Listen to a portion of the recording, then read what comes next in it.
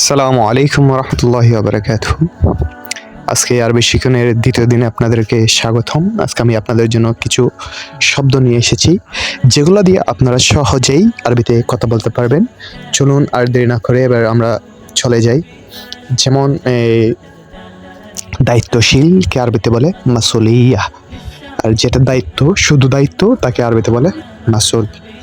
Agreement পেপারকে বলে আক, আর শুধু এগ্রিমেন্টকে বলে ইত্তেফাক। আর অনুমতিপত্রকে বলে তাসরিয়া, আর শুধু অনুমতিকে বলে তাসরিহ। রি এন্ট্রি অর্থাৎ যেটা আপনি প্রবেশ করবেন এটাকে আরবিতে বলে কুরুজ আবুদা।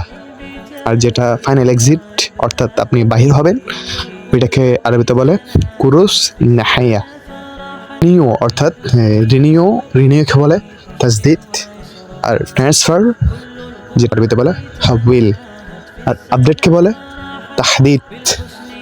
ক্যান্সেল বাতিলকে আরবিতে বলে ইলগা। আর পাঠানো অর্থাৎ আরবিতে বলে আরসেল।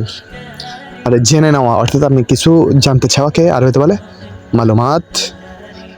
আর সার্ভিসকে আরবিতে বলে খেদমা।